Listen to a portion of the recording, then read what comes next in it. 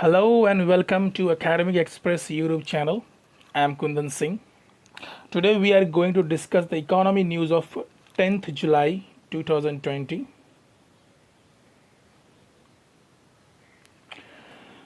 You can get the PDF of this lecture in my Telegram.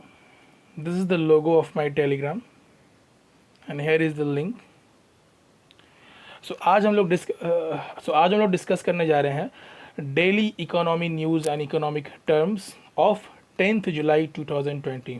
तो चलिए बिना time waste करते हुए हम लोग अब स्टार्ट करते हैं। देखिए आज का जो पहला आर्टिकल है वो बोल रहा है पंजाब नेशनल बैंक जो है 10,000 करोड़ रुपया अपना रेज करेगा via share sale and tier 2 bonds. तो आपको अगर कल का आर्टिकल्स अगर याद हो तो कल का आर्टिकल्स भी मैं यहाँ पे लगा दिया हूँ। कल का आर्टिकल में यहाँ पे ज़रा ध्यान दीजिएगा, आईसीआईसीआई बैंक को बोल रहा था कि ICICI bank board approves ₹15,000 crore fund raising, और यहाँ पे एसबीआई का भी था कि वो भी यस बैंक में फर्दर पब्लिक ऑफरिंग में 1,760 करोड़ रुपया जो है इन्वेस्ट करेगा। तो इन दोनों कल के आर्टिकल में और आज वाले आर्टिकल में कॉमन क्या है, इनका ये करने का फंड रेज करने का जो तरीका है वो दोनों का कॉमन है। कल आपको हम बताए थे फंड रेज करने का तरीका, फर्दर पब्लिक ऑफरिंग क्या होता है, उसके बाद यहाँ पर भी कुछ था। तो इन दोनों आर्टिकल में वो चीज़ सेम था, तो आज भी ये चीज़ आ गया है। तो इसी चीज़ को दोबारा से मैं वो आर्टिकल दोबारा से मैं पीछे लगा दिया हूँ तो आप लोग रिमाइंड हो जाएगा। कल हम पढ़ाए थे प्राइवेट प्लेसमेंट किसको बोलते हैं, जिसके द्वारा ये दोनों आर्टिकल में जिक्र किया जा रहा था कि ये लोग फंड रेस करेंगे, और यही चीज़ यहाँ पर भी जिक्र किया गया है इस आर्टिकल में। आज वाला आर्टिकल में एक्स्ट्रा में क्या है, आज वाला आर्टिकल में एक्स्ट्रा में केवल यही है कि टीयर 2 बॉन्ड्स, ये टीयर 2 बॉन्ड्स क्या होता है इसके बारे में बताऊंगा आपको कि ये टीयर 2 बॉन्ड्स जो है ये होता क्या है। ठीक है, चलिए कल वाला आर्टिकल से रिलेटेड आज वाला आर्टिकल है। बोला था प्राइवेट प्लेसमेंट क्या होता है, ये मैं आपको कल बता चुका था। अगर आपको दोबारा सुनना है तो अब कल वाले आर्टिकल यानी कि 9 जुलाई 2020 का जो डेली इकोनॉमी न्यूज़ है उसको आप देख लीजिए। उसमें बड़े अच्छे तरीके से बताया हूँ प्राइवेट प्लेसमेंट क्या होता है, किसको बोलते हैं, कितने तरह का होता है, प्रिफरेंशियल अलॉटमेंट और qualified institutional placement. Preferential allotment क्या होता है, इसमें क्या क्या होता है, उसके बाद है क्वालिफाइड इंस्टीट्यूशनल प्लेसमेंट क्या होता है। ठीक है, ये कब शुरू किया गया था, किस लिए शुरू किया गया था, एम क्या था इसका शुरू करने का, तो ये सब चीज़ें मैं पहले बता दूँ। उसके बाद एफपीओ का जिक्र किया गया है यस बैंक वाले में, उसके बाद आज वाला आर्टिकल में भी है। तो इसलिए ये इनिशियल पब्लिक ऑफरिंग और फॉलो ऑन पब्लिक ऑफरिंग या फिर फर्दर पब्लिक ऑफरिंग ये क्या होता है इसके बारे में भी यहाँ पे मैं कल बोल दिया था, आप कल देख लीजिएगा। आज जो स्पेशल है वो ये है टीयर बॉन्ड्स। देखिए यहाँ पे फर्स्ट वाले आर्टिकल यानी कि आज 10th जुलाई के आर्टिकल में क्या है, यहाँ पर Punjab National Bank to raise 10,000 crore via share sale और टीयर 2 बॉन्ड्स। तो ये बॉन्ड्स जो है टीयर 2 है तो जाहिर सी बात है टीयर 1 भी होता होगा। तो टीयर 1 बॉन्ड्स क्या होता है उसके बारे में आज पहले जिक्र करते हैं। देखिए टीयर 1 बॉन्ड्स जो है, इस तरीके के बॉन्ड्स में क्या होता है, बैंक जो है ना अगर उसको कभी लॉस होता है तो वो उस लॉस को एब्जॉर्ब कर सकता है। ठीक है, बिना अपने बिजनेस ऑपरेशन को सीज किए हुए, यानी बिना अपने बिजनेस ऑपरेशन को बंद किए हुए बैंक अपना जो है लॉस को एब्जॉर्ब कर सकता है। ये जो है एक तरह से प्राइमरी इंडिकेटर है, ये जो टीयर 1 बॉन्ड्स है ना ये बैंक का प्राइमरी इंडिकेटर है जो बताता है बैंक का फाइनेंशियल हेल्थ कैसा है। ओके, उसके बाद है यहाँ पे typically it holds nearly all the banks accumulated funds. ये जो टीयर 1 बॉन्ड्स जो है ये बैंक्स के सारा का सारा एक्यूमुलेटेड फंड्स को होल्ड करता है, जो जनरेट क्या करता है, स्पेशली सपोर्ट जो कि बैंक को तब सपोर्ट करता है। ये जो एक्यूमुलेटेड फंड्स जो है ये बैंक को कब सपोर्ट करता है, बैंक को तब सपोर्ट करता है जब बैंक किसी लॉसेज में हो, और उस लॉस को एब्जॉर्ब करने में ये एक्यूमुलेटेड फंड्स ही सपोर्ट करता है बैंक को। ठीक है, एग्जाम में पूछे जाने वाले प्रश्न ये हैं कि टीयर 1 बॉन्ड्स में आता क्या क्या है। तो देखिए जरा ध्यान से देखिएगा, टीयर 1 बॉन्ड्स में इक्विटी कैपिटल आता है, ordinary share capital, basically share capital को ही इक्विटी कैपिटल बोलते हैं, यहाँ पे इक्विटी कैपिटल यहाँ पे शेयर कैपिटल है। इंटेंजिबल यानी कि जिसको छुआ ना जा सके, untouchable assets, audited revenue reserves आता है, स्टैट्यूटरी रिजर्व्स आता है, और फिर उसके बाद आईपीडीआई भी आता है। आईपीडीआई का मतलब होता है, इसका टर्म्स याद कर लीजिएगा, इनोवेटिव परपेचुअल डेब्ट इंस्ट्रूमेंट्स। तो ये सारी चीज़ें जो हैं टीयर 1 बॉन्ड्स के अंदर में आती है, और ये जो अभी आरआरबी का जो निकला है ना फॉर्म, उस एग्जाम में भी पूछ सकता है कि among of the following this which comes under tier 1 bonds. या आईपीडीआई भी पूछ सकता है, तो ये याद रखिएगा। अब हम लोग बढ़ते हैं टीयर 2 बॉन्ड में, जिसका जिक्र हुआ आज के आर्टिकल में। तो टीयर 2 बॉन्ड क्या होता है? ये जो टीयर 2 बॉन्ड है बेसिकली टीयर 1 बॉन्ड क्या था, जहां पे बैंक्स लॉस को एब्जॉर्ब कर सकती है बिना अपने बिजनेस ऑपरेशन को सीज किए हुए। उसी का अपोजिट है टीयर 2 बॉन्ड, जहां पे बैंक को अपने लॉस को एब्जॉर्ब करने के लिए अपने बिजनेस ऑपरेशन को सीज करना पड़ता है। ठीक है, इसीलिए ये क्या है, ये पॉइंट ध्यान से देखिएगा। Tier 2 capital is considered less reliable than tier 1 capital. क्यों? क्योंकि यहाँ पे बैंक को अपना बिजनेस ऑपरेशन को सीज करना पड़ता है लॉस को एब्जॉर्ब करने के लिए, इसीलिए because it is more difficult to accurately calculate and more difficult to liquidate. इसमें क्या क्या आता है? टीयर 1 बॉन्ड में तो हम लोग बता दिए कि ये सारी चीज़ें आती हैं। टीयर 2 बॉन्ड में क्या क्या आता है, ध्यान से देखिएगा। Undisclosed funds that do not appear on banks financial statement, वह फंड जो बैंक के फाइनेंशियल स्टेटमेंट में डिस्क्लोज नहीं किया गया है। उसके बाद है रिवैल्यूएशन रिजर्व्स, मतलब वह चीज़ जो रिकैलकुलेट किया जाता है बार बार करेंट वैल्यू को निकालने के लिए, किसी बैंक का होल्डिंग्स में करेंट वैल्यू कितना उसको रिकैलकुलेट किया जाता है, उस चीज़ को बोलते हैं revaluation reserves. Hybrid capital instrument, वो क्या होता है, जैसे convertible bonds that have both equity and डेब्ट क्वालिटीज, इस चीज़ को बोलते हैं हाइब्रिड। हाइब्रिड मतलब क्या, जिसमें दो चीज़ों का गुण हो, यही दो चीज़ों का गुण है क्या, इक्विटी भी है और डेब्ट भी है, इन दोनों का क्वालिटी होता है, इसीलिए बोलते हैं इसको हाइब्रिड, हमेशा याद रखिएगा। उसके बाद आता है सबऑर्डिनेटेड टर्म डेब्ट। ठीक है, इसको जूनियर डेब्ट सिक्योरिटीज़ भी बोलते हैं, याद रखिएगा ये टर्म, सबऑर्डिनेटेड टर्म डेब्ट को जूनियर डेब्ट सिक्योरिटीज़ भी बोला जाता है। जनरल लोन लॉस या फिर अनकलेक्टेड रिजर्व्स भी बोलते हैं इसको। और फिर लास्ट में है लॉन्ग टर्म अनसिक्योर्ड लोन्स, इस चीज़ को ज़रा ध्यान से समझिएगा। अगर लॉन्ग टर्म लोन ऑप्शन में हो तो वो रॉन्ग होगा, आंसर तभी राइट होगा जब वो long term unsecured loans, unsecured जो सिक्योर्ड नहीं है लेकिन लॉन्ग टर्म के लिए है, तो ये चीज़ आती है टीयर 2 बॉन्ड्स में। ठीक है, अच्छा, ये टीयर 1 बॉन्ड्स, टीयर 2 बॉन्ड्स या फिर इसको कैपिटल्स भी बोलते हैं। ठीक है, ये कैपिटल्स भी बोलता है, टीयर 1 कैपिटल हुआ या फिर टीयर 2 कैपिटल हुआ, तो ये भी देख सकते हैं, अब कैपिटल्स भी बोलते हैं इसको।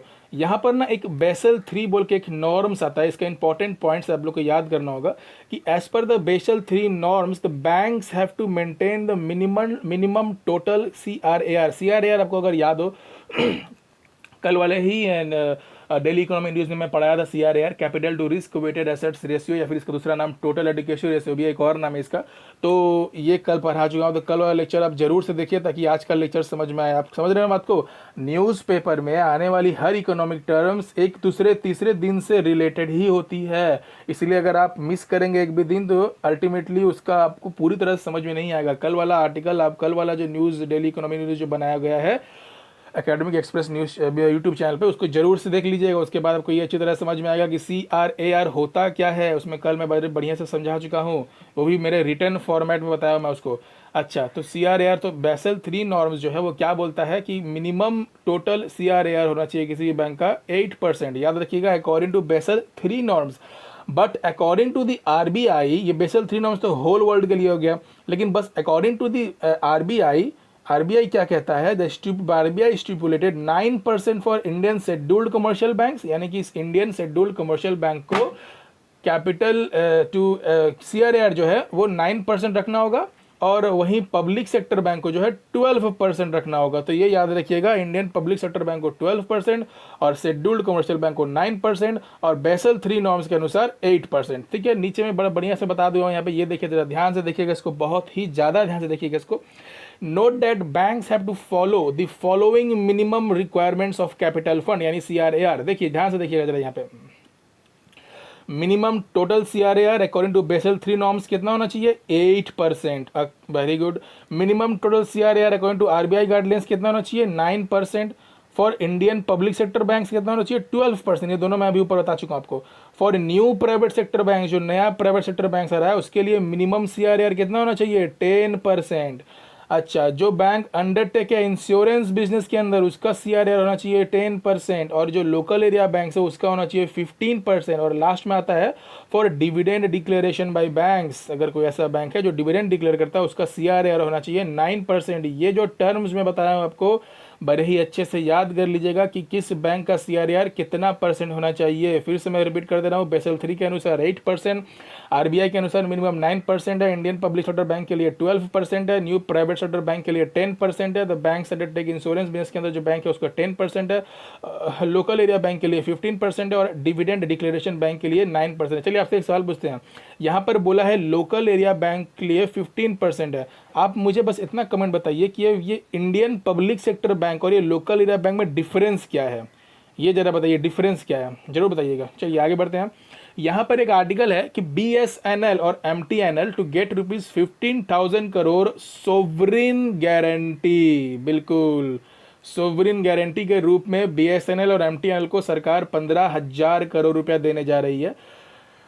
यहाँ पे 2-3 पॉइंट आप देख लीजिए। in a major relief to BSNL and MTNL, the finance ministry कौन है, निर्मला सीतारमन जी, has approved a sovereign guarantee of ₹15,000 crore. 15,000 crore में BSNL को भैया कितना मिलेगा और MTNL को कितना मिलने जा रहा है, तो यहाँ भी थोड़ा ध्यान दीजिए। BSNL को मिलेगा 8,500 करोड़ यानी 8,500 करोड़ और MTNL को मिलेगा 6,500 crore rupees for raising what, for raising money by issuing long term bonds and restructuring their existing debts and meeting some capital expenditure, इसको कैपेक्स बोलते हैं। कैपिटल एक्सपेंडिचर को ना कई जगह पे न्यूज़ पेपर में कैपेक्स लिखा जाता है। Requirements for the launch of 4G services, अभी तक इनका 4G सर्विसेज लॉन्च नहीं हुआ है, 5G का जमाना आ गया है और ये 4G के लिए ही डेब्ट मांग रहे हैं, बताइए।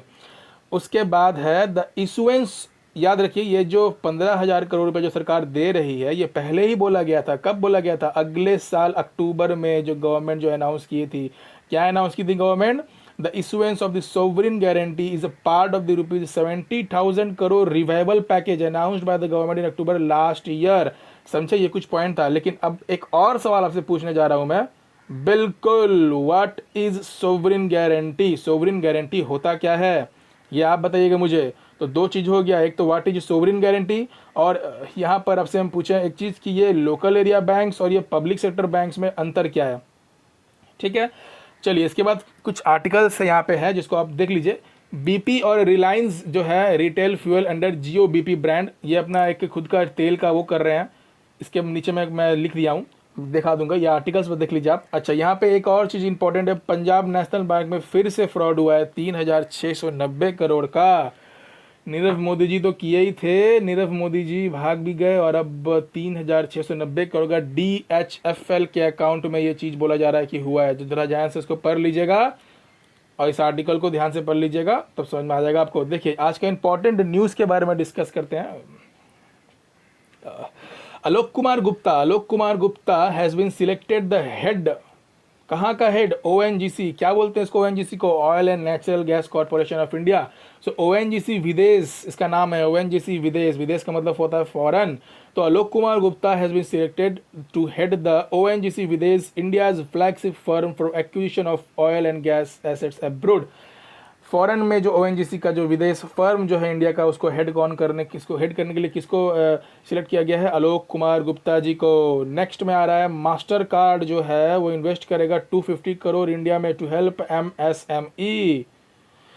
उसके बाद है global energy super major BP PLC, बिल्कुल ये यही आर्टिकल का बात हो रहा है। क्या बात हो रहा है कि global energy super major BP PLC नाम है इसका, and Reliance Industries announced the start of their fuel retailing joint venture under the named Jio BP। याद रखिएगा इसको, जियो BP के नाम के अंदर में fuel retailing joint venture start करने जा रही है। कौन स्टार्ट करेगी, ग्लोबल का जो BP PLC और वो और रिलायंस इंडस्ट्रीज।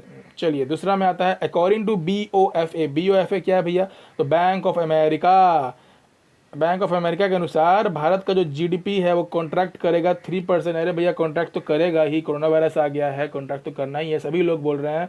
कई सारे रेटिंग एजेंसी, मैं काम करूंगा अगर अच्छे से ना, जितने भी रेटिंग एजेंसीज का जो वो लोग बोले हैं कितने % का कौन कौन बोला है, वो चीज़ बड़ी पूछा जाता है, हर एग्ज़ाम में पूछा जाता है, चाहे वो RBI हो, RRB हो, PSC हो, UPSC हो, कि फिच रेटिंग ने क्या कहा, मूडीज़ ने क्या कहा, उसी तरह BOFA ने क्या कहा कि contract by 3% in financial year 21 because of the COVID-19। बहुत बढ़िया।